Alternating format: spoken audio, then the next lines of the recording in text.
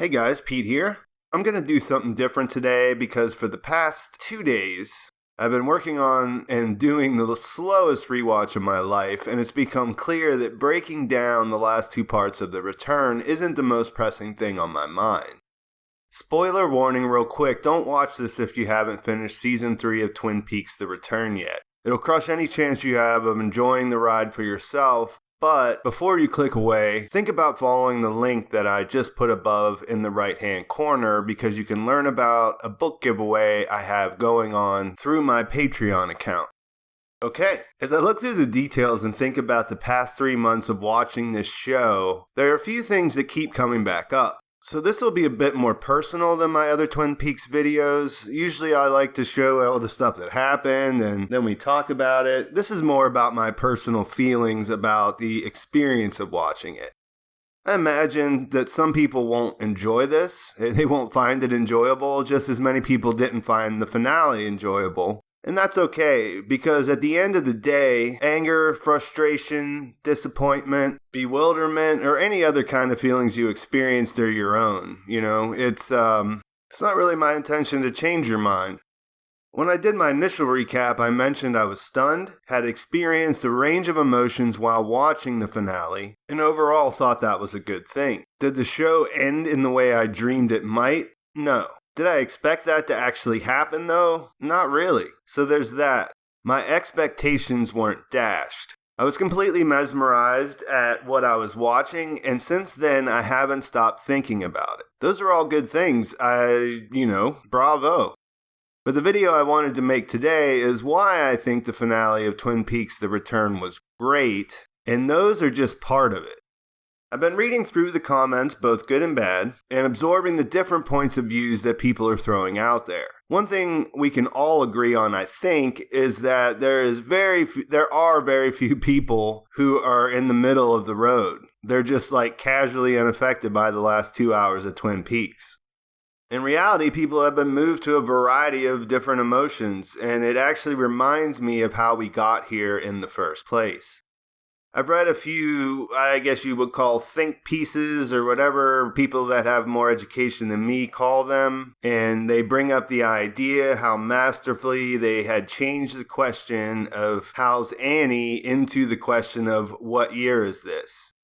In other words, that we're going to wonder the answer to that question for decades to come. And this is interesting since there was only a brief reference to Annie by Hawk. And because of that, there was surely no resolution to that big question of how is Annie that's been there for the last 25 years. My take on the whole thing is slightly different, though, and I believe I am in the right demographic to be able to make this observation. What I've been thinking about the past few days is why did we like this show so much in the first place?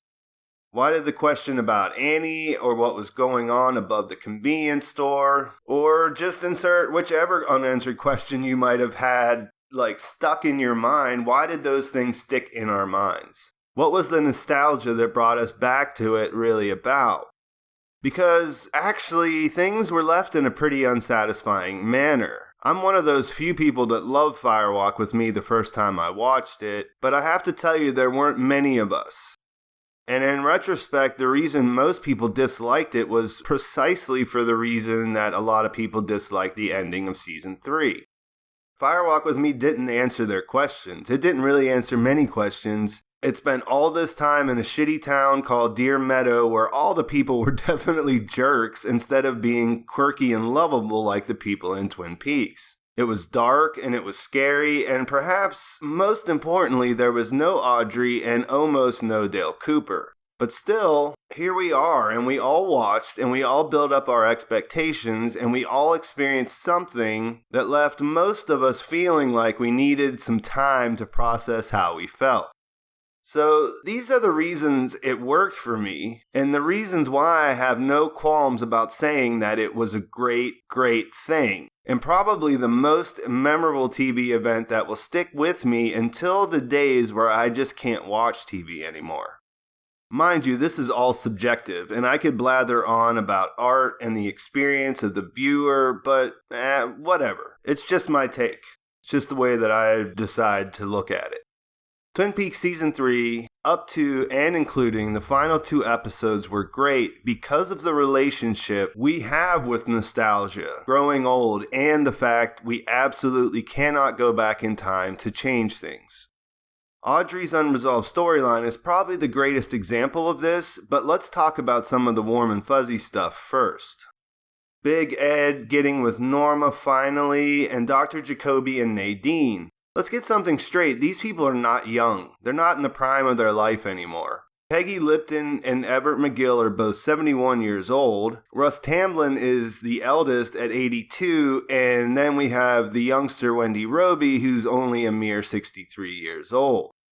The scenes these actors shared were the most heartwarming ones we saw. But there's a lot more to it. You know, it's not boy falls in love, boy chases girl, in the end the boy gets the girl and they live happily ever after. It's really interesting if you think of the backstories. The Big Ed and Nadine problem is obvious since we know all too well that their love for each other has been enduring over all these years in a situation where they couldn't act on it. We saw just how painful that was when we watched Ed eating his soup in the credits scene where the same car goes by. At the time, we were all looking for some supernatural event or explanation of why we were watching him, but in reality, we were just looking at his life. He wasn't at home. He wasn't happy or enjoying his life. He was just sitting at his place of business after hours eating soup and trying to hang in there with a giant stuffed bear head on his desk.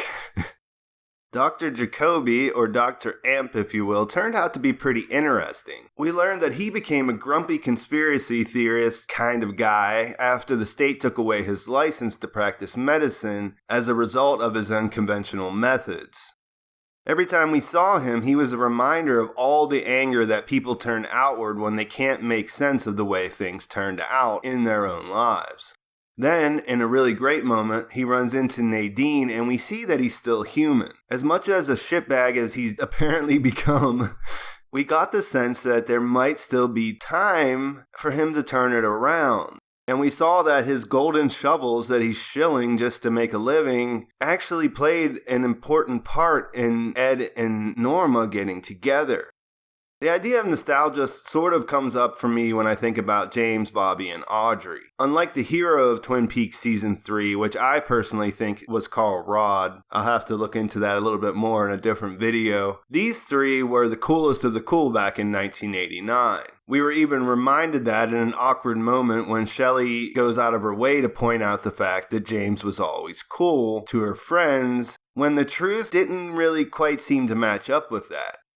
James, the former emo bad boy with the motorcycle, currently works as a security guard. He seems to have a crappy shift, and he still goes to the same bar he did when he was 17 years old. Bobby, on the other hand, transformed himself from a drug-dealing murderer into what appears to be a pretty upstanding citizen. But despite that, it never equated to his life turning out all right. His daughter, who we saw he legitimately cared for, probably ended up getting killed by her abusive husband. And his ex-wife Shelley is dating the local drug kingpin whether she knows it or not.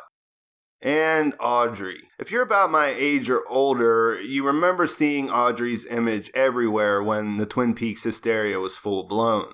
I mean, she was big, like it was, I don't know how you could explain it now. I guess she would be all over social media. Back then, you know, there were stores that sold posters, and in the front of those, like, there was always one of Audrey because she was hot. Pretty much every man alive at that time would be lying if they said they didn't find her attractive, and most would just change the word attractive with something a little more extreme, but you get what I mean. She was kind of like the pinup girl or like the brunette version of Marilyn Monroe. She was it, and now, well, we don't really know. Something not good is going on with the Audrey of Season 3. Audrey's situation is a little more abstract than these other guys, but at the very least, we can agree that things didn't work out for her. She had everything going for her when she walked into the bank, which that should have been a harmless situation. She was trying to make a point. There shouldn't have been a bomb or any of that. But instead of walking back out of there, something unforeseen happened.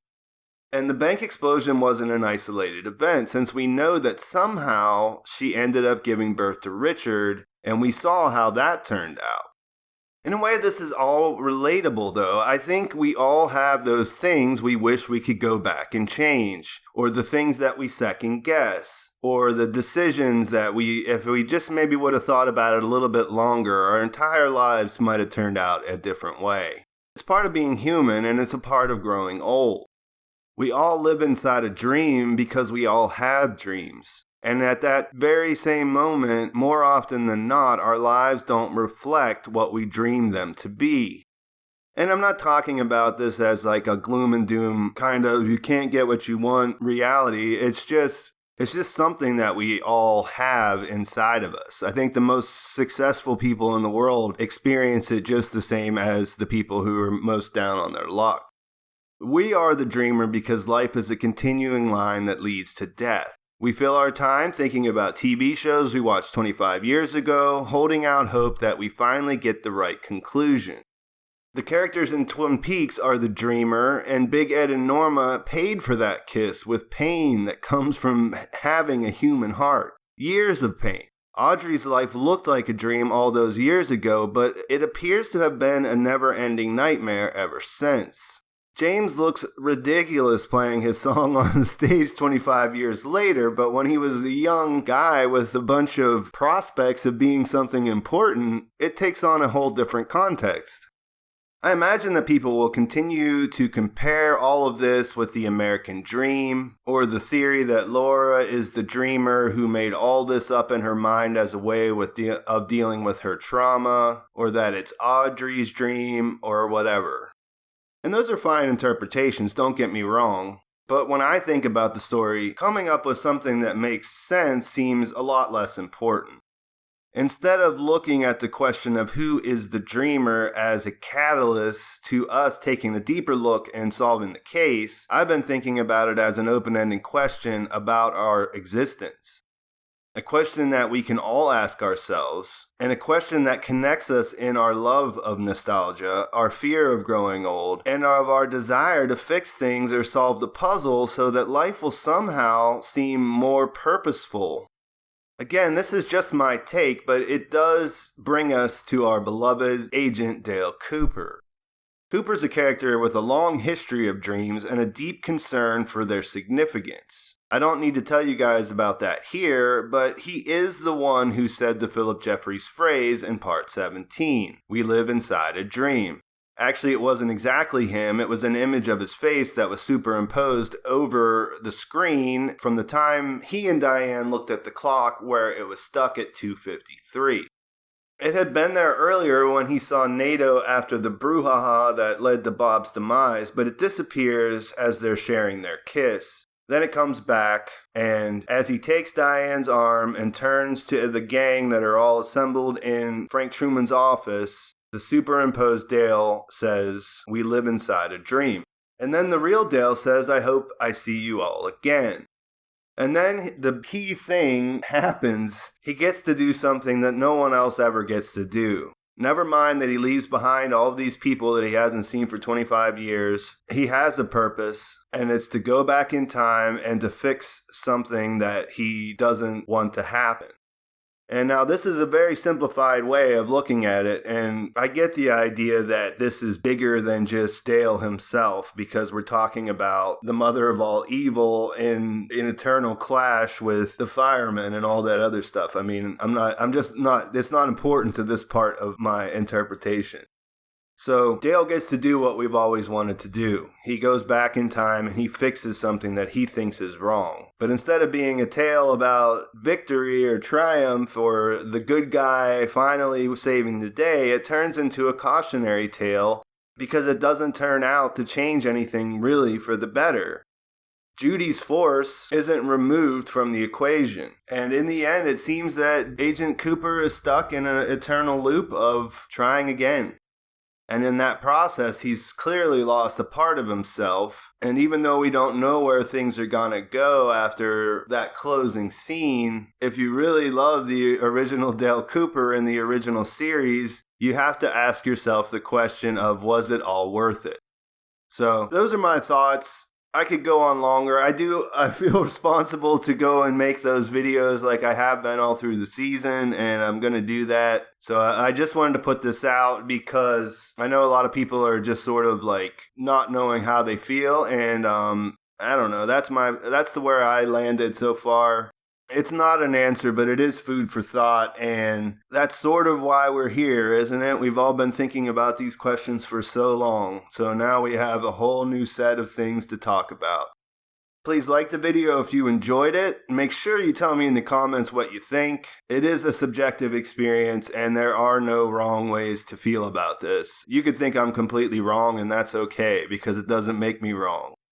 And like I said, I do have a book giveaway going on over at my Patreon account. I'm really excited to see how the final dossier gives us a little added context to all of what happened at the end. And I can't wait till it comes out on October 31st. So for those of you guys who join me over there, and you can, any small donation makes you a member. I'll wait until the 31st, and whoever's on my roll at that time, I'll put all of the names in a random picker, and we'll come up with a winner, and I'll send you the book directly to your home.